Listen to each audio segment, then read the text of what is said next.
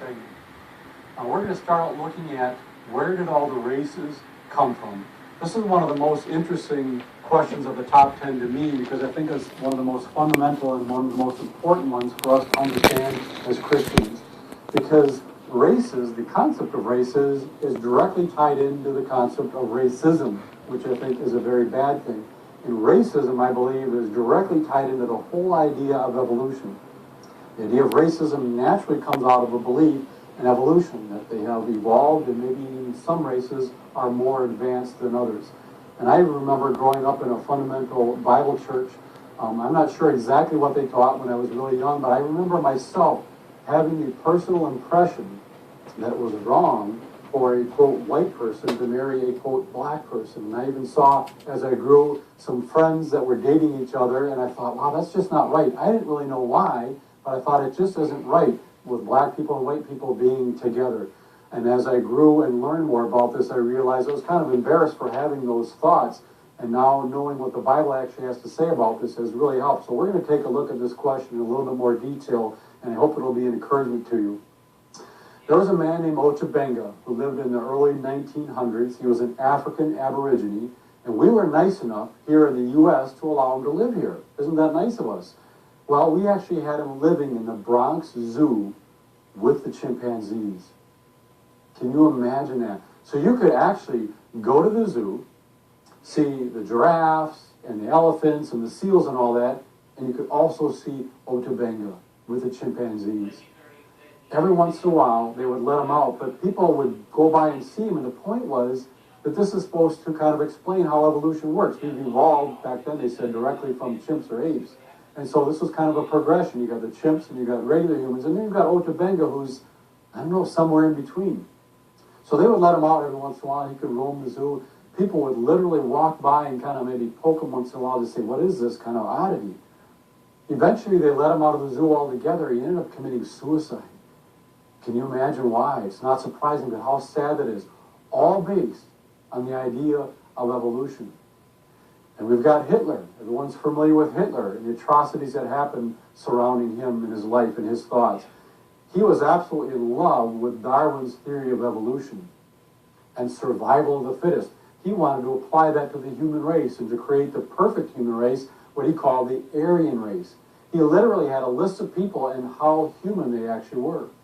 He said that the Nordic people, these were the blonde, blue-eyed people, they were close to pure Aryan, great set of people.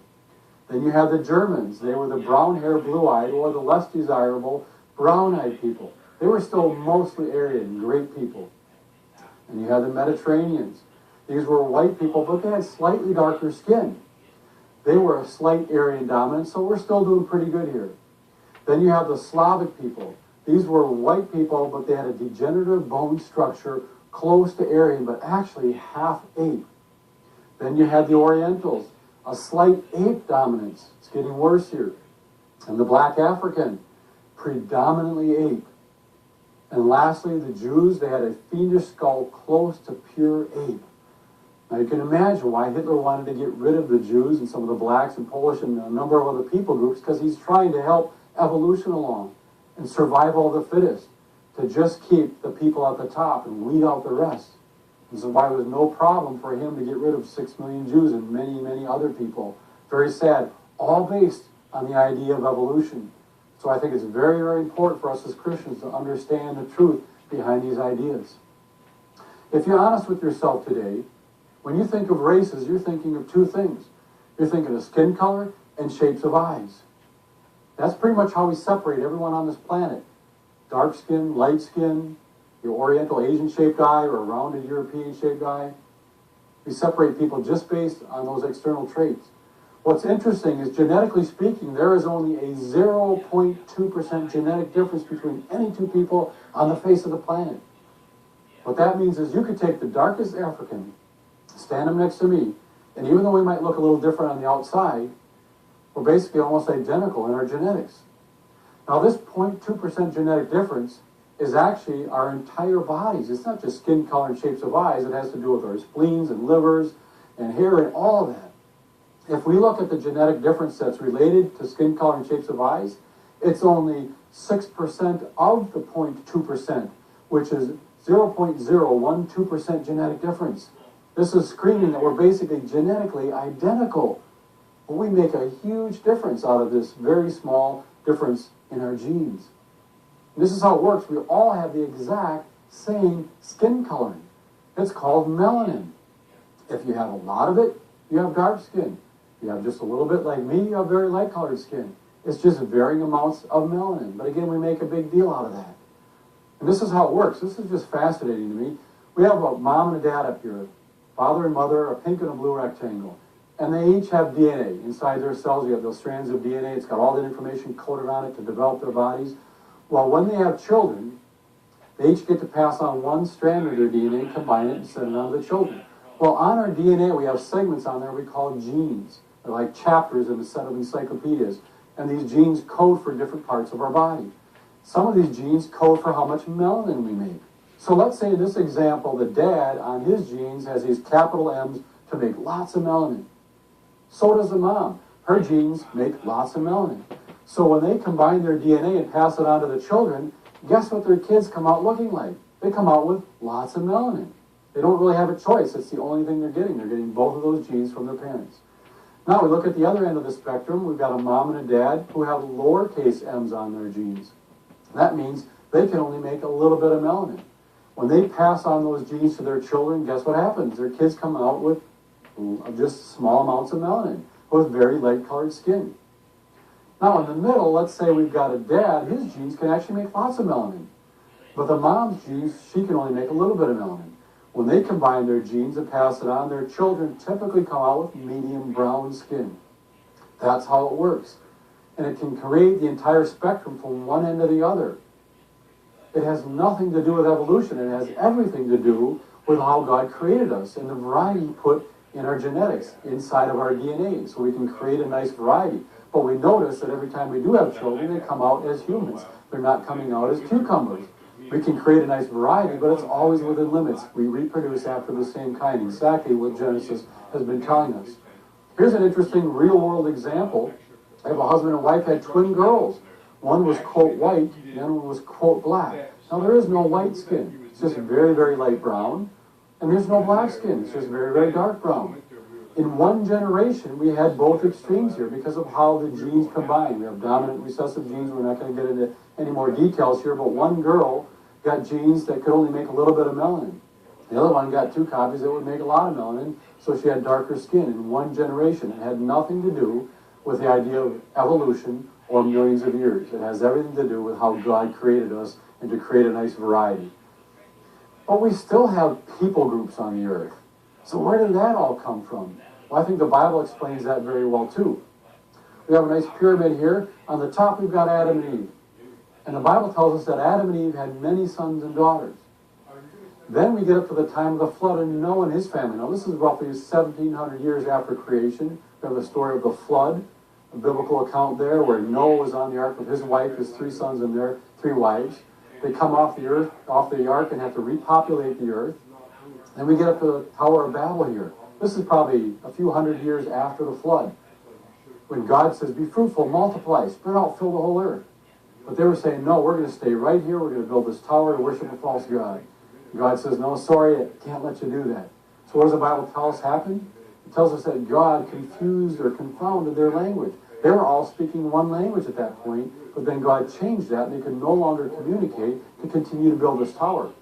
And this is very interesting. That forced them to then spread out and go somewhere else. And here's a practical example. Let's say all of us within the listening audience here decided to get together and build an expansion on some building. We could probably actually do that because there's a lot of different skills represented in the audience. There's carpenters, there's masons, there's painters, there's electricians. We could actually do that. So we start the project and it's going fairly well. Then let's say out of the blue, all of a sudden, our languages change. And we don't understand each other. One of you comes up to me with an armful of 4s and says, hey, where do you want these 2x4s? And I say, well, can you take them down the hall and give them to Bill?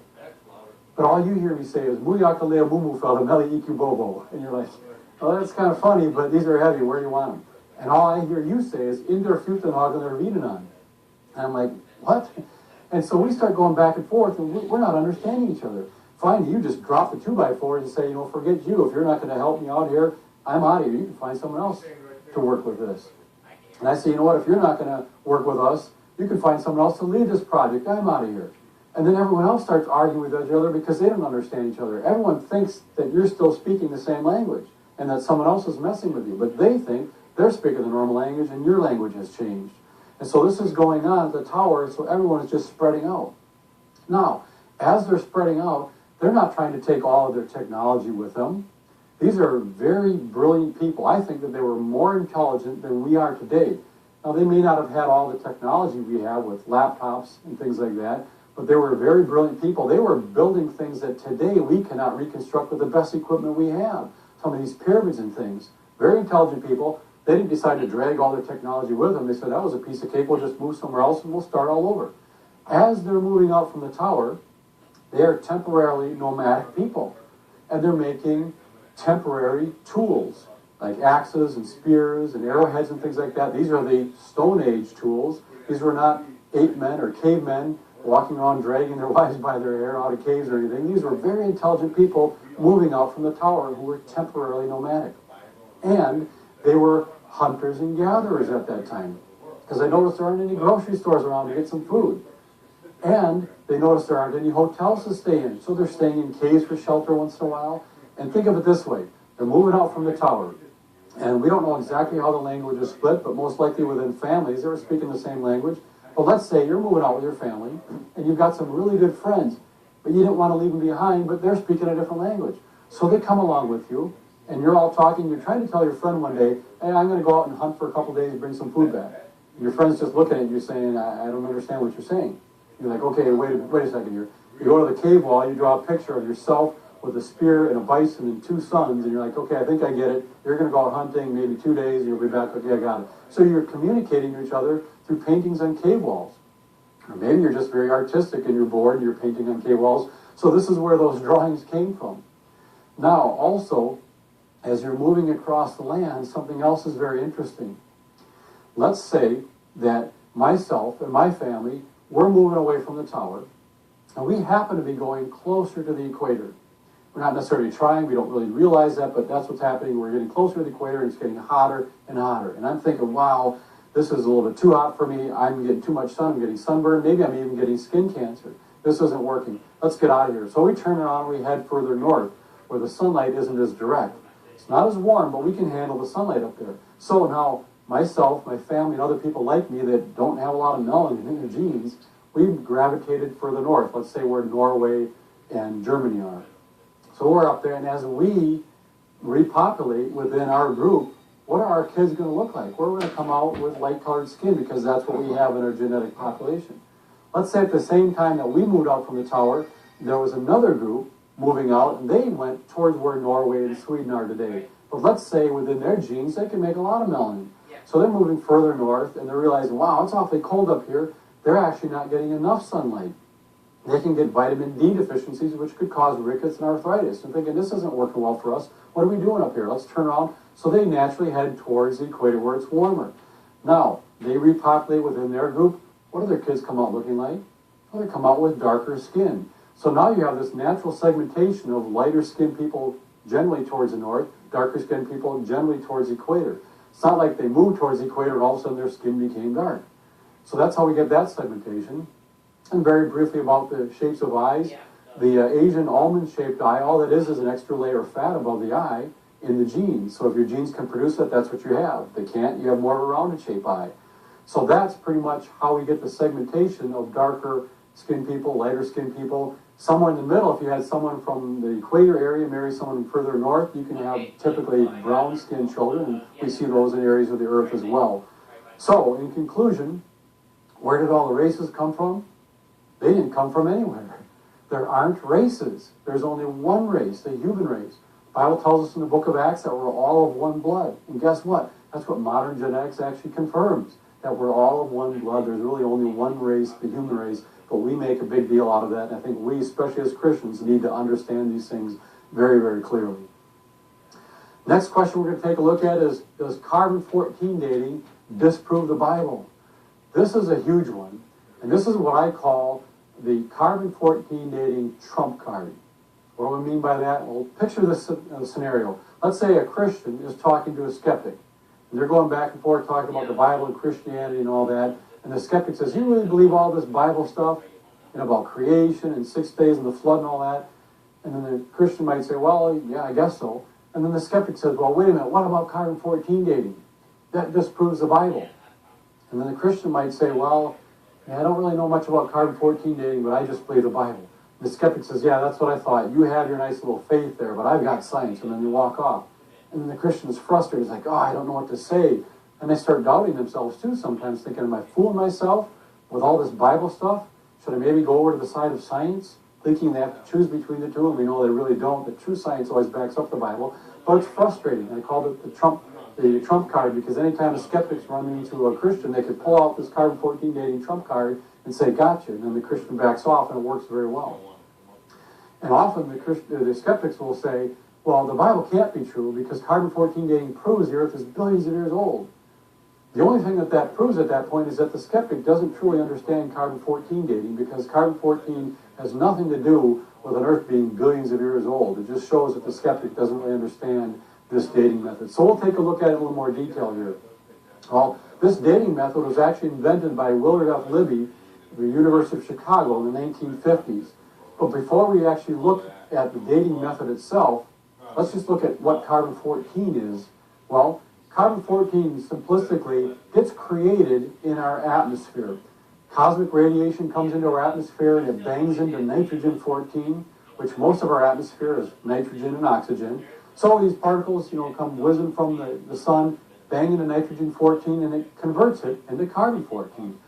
Carbon-14 is radioactive. It's unstable. It doesn't want to stay carbon-14. It wants to go back into nitrogen-14, what it used to be. Well, while it's carbon-14, sometimes it hooks up with oxygen to give us carbon dioxide. When you put carbon and oxygen together, you get carbon dioxide. And we're all familiar with that, especially with all the global warming hype. So we have carbon dioxide in our atmosphere then, and some of it's radioactive because it hooked up with radioactive carbon-14. Well, the carbon dioxide gets absorbed into the plants and into the trees and leaves, and then the animals eat the plants and the grass and the leaves and things like that. So then this radioactive carbon not only gets into plants and the leaves and things, but it gets into the animals. And then we eat the plants, we eat animals sometimes, and then this radioactive carbon-14 gets into us. So everyone alive today has a radioactive carbon-14 in their bodies, but we don't have to worry about glowing in the dark at night because it's a very small amount. But it gets into all living things. So that's where it comes from. It's basically generated by the sun in our atmosphere, and then it gets into all living things. Well, how does the dating method actually work? Well, let's say that this rectangle here represents something that's living. In it, it's got some of the radioactive, unstable carbon-14, and then it's got some stable carbon-12. Now, it's not actually half and half. For every one particle of carbon-14, there's probably about 1 trillion carbon-12. So most of the carbon in our bodies and living things is the regular, stable carbon-12. There's just a small amount of the radioactive carbon-14. But we're going to depict it this way just to show how the dating method works. What happens is when something is living, it's constantly taking in food and it's bringing in this radioactive carbon-14, and then it decays away, and then it brings in more, and then it decays away. Well, scientists have discovered that when something dies, it stops eating. So then it's no longer taking in new carbon-14. So the carbon-14 that it does already have in its body, that's going to continue to decay away the way it always does, but it's not going to replace it anymore. And they've been measuring how fast does this carbon-14 decay away. And they measured it, and they tell us it would take about 6,000 years for it to decay to about half of what it used to be. That's what we call a half-life. How long does it take for something to decay to half of what it used to be? So, we got our rectangles up here. If 6,000 years went by, it would be down to half of the carbon-14 that it used to have. If another 6,000 years would happen to go by, it would be down by another half, down to a quarter, because we go from 100% down to 50%, down to 25%. And if another 6,000 years were to go by, it would be down by another half, down to an eighth, and then a 16th, and so on. So it decays away. Okay, how does this apply to dating something? Well, you dig up a bone in the ground, and you look, how much carbon-14 does this bone have in it? Well, if they determine it has about half the amount of carbon-14 that living things do, it would look like this thing died about 6,000 years ago. Now, there are a number of other factors here, but we're not going to get overly technical, but this is kind of how it works in general, so you can kind of understand how they use carbon-14 to date things. But there are some other issues here. We need to understand that carbon-14 can only be used to date things that were once living. You can't really date a rock with carbon-14. So again, when a skeptic says, well, the Earth is obviously billions of years old, carbon-14 proves it, and the only thing it's proving there is that the skeptic doesn't truly understand carbon-14 dating. Secondly, because of how fast it decays, theoretically, after 100,000 years, there shouldn't be any carbon-14 left. Kind of like an ice cube decaying away there. It would only take roughly 100,000 years and it would be all gone. In fact, if you had a mass the size of the Earth that was pure carbon-14, after a million years, you wouldn't even have one particle left. It would all be gone after just a million years. So you can see that this method really can't be used to date something that's hundreds of millions of years old. But yet, we find carbon-14 in coal. We've mentioned that before. Coal is supposed to be hundreds of millions of years old. So how could it have any carbon-14 left if after even 1 million years something the size of the Earth would be completely gone? This is a much smaller amount, yet we still find carbon-14 in it. In fact, coal from Russia that supposedly, according to their story of evolution, is supposed to be 300 million years old. When they used carbon-14 dating on it, it only turned out to be 1,680 years old. That's way off of what they expected. Something's awfully off with their assumptions of the millions of years or with the method itself. In fact, they have never found any coal yet that doesn't still have carbon-14 in it. And that would be an indicator that all this coal can only be a number of thousands of years old, a few thousand years, certainly not millions of years old. Next, we've got some bones from a saber-toothed tiger that, according to their story, should be about 100,000 years old. Carbon-14 dating said it was only 28,000 years old. Now, I think that's even older than it actually is, but that's way off of what they expected it to be according to their story. Then we've got a freshly killed seal. The seal just died, which would mean it should have an age of 0 on it. Carbon-14 says that this thing died 1,300 years ago. So again, something's wrong here with the method or the assumptions that they're using with their method. Then lastly, we have living snail shells. These things, again, should have an age of 0. Carbon-14 said these things died 27,000 years ago when they're still alive. So obviously there are problems with the assumptions that they're using behind this method. In fact, we have found carbon-14 in diamonds. Now, diamonds are supposed to be at least 1 billion years old. And diamonds are the hardest substance known to man, because what a skeptic might say is, well, wait a minute, what happened is that these diamonds got contaminated. Carbon-14 from somewhere else got inserted into the diamond, and it's really not from the diamond itself. Well, diamonds are the hardest substance known to man. You can't squirt carbon-14 in it. So any carbon-14 we see inside it must have been there when it formed. Now, we talked about only being able to date living things. We can't really date rocks. Well, when the diamonds are formed, they must have trapped the carbon-14 in them to begin with. It didn't eat it, but it was trapped when it was formed. And these diamonds could not have formed 1 billion years ago. They must have been formed fairly recently because they still have carbon-14 in them. So, does carbon-14 dating disprove the Bible? Not at all. In fact, when it's used properly and you take the right assumptions into account, even those dates of, like, let's say the 28,000 years for the saber-toothed tiger there, those dates come down into a range that actually fits closer in with the date of a flood, maybe 4,500 years ago. So far from disproving the Bible, it seems to actually confirm biblical dates that we get from God's Word. Last question we're going to take a look at here in this segment is, who is Cain's wife? Again, admittedly, this was kind of an odd one, and most people think, get the other questions about what's this deal with Cain's wife. Well, many of you have probably heard the question before. Some of you actually already know the answer. Some of you have heard the question, but you're not quite sure the answer, and you're really anxious to find out what's the deal here, what is the answer. Well, here's the problem they find initially. You got Adam and Eve in that garden, and they have 2 sons, Cain and Abel. But then Cain kills Abel, we just have Cain. So who did Cain marry? That's a great question. And this is another one of those things that skeptics use all the time to make fun of the Bible. They'll say, you really believe in the Bible in that Genesis account? Yeah. What about this Adam and Eve thing? They've got 2 boys, Cain and Abel. Cain kills Abel, you just have Cain. Who did Cain marry? And too often the Christians will say, I don't know, I never really thought about that before, I just believe the Bible. And again, the skeptic says, yeah, that's what I thought. You can just have your silly faith here, but I'm into the real world. So that's why it's important to cover this question. Well, Here's a solution from Genesis 5:4. It tells us that after Seth was born, Adam lived 800 years and had many other sons and daughters. Now, Seth was actually given as a replacement for Abel because Cain killed Abel. God gave Adam and Eve Seth as a replacement. But Adam and Eve also had other sons and daughters. So that means that Cain had brothers and sisters. But then you may be thinking, okay, you are not going to tell me that Cain married his sister because that's just weird. I'm just out of here if you tell me that. Well, here are 3 reasons why I believe that Cain married his sister. And I think it's going to make perfect sense when you see this. And I think it's kind of exciting. Number 1, he was commanded to be fruitful and multiply, and he didn't have any other choices. If he's going to marry someone, well, he's got around her sisters. The only other woman on the planet is his mom, and she's already taken. So if he's going to marry a woman, it's got to be one of his sisters. Secondly, it was not a moral problem at that time. No one ever told Cain, it's icky to marry your sister. In fact, it wasn't until a few thousand years later where Moses is writing in Leviticus, he says, you know what? You don't marry your brother, you don't marry your sister, you don't marry your mom's husband, your dad's wife, all those things are ruled out. That's a few thousand years later. But it was not a moral problem in Cain's time. Thirdly, it was not a genetic problem.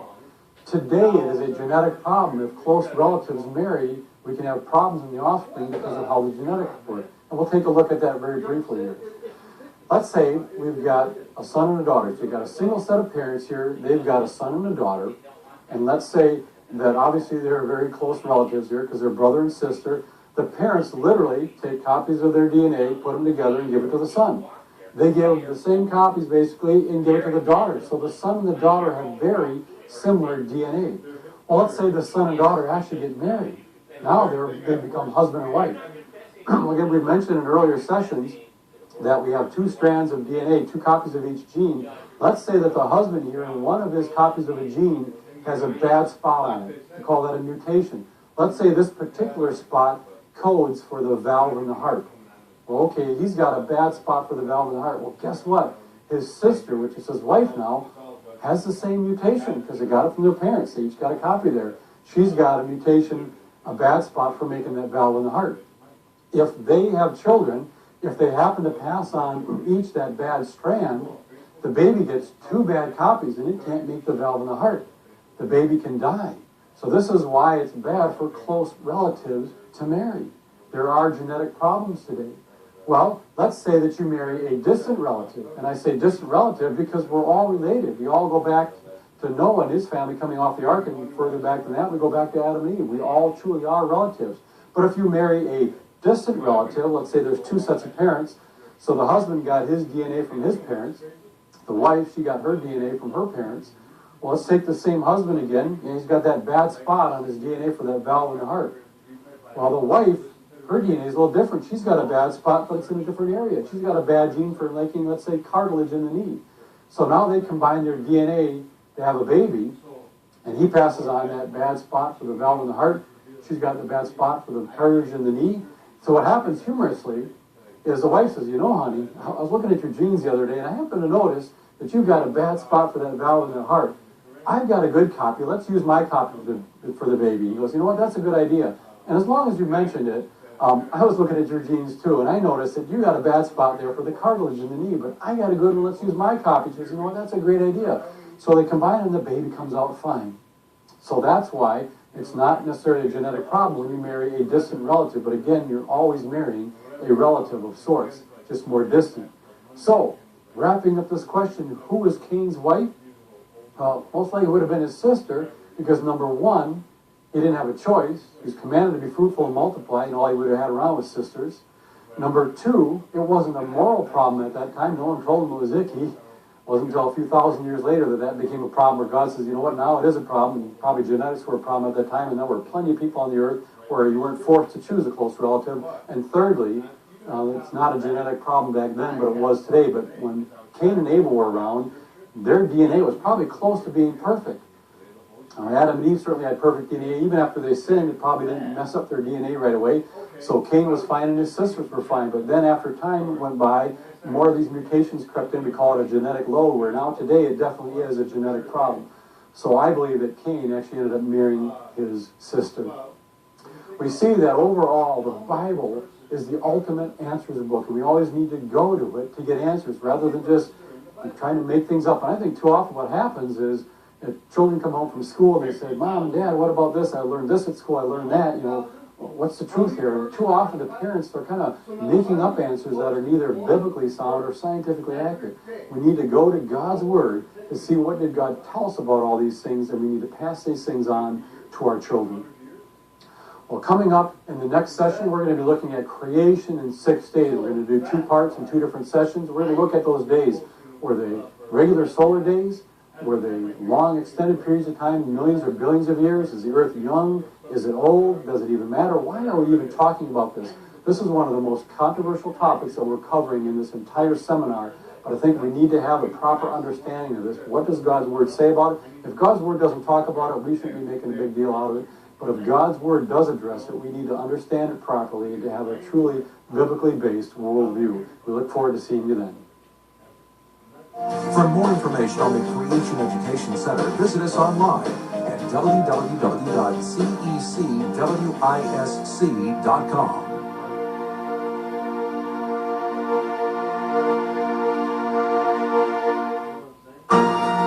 This is WVCY-TV, Milwaukee, Christian television for Southeast Wisconsin.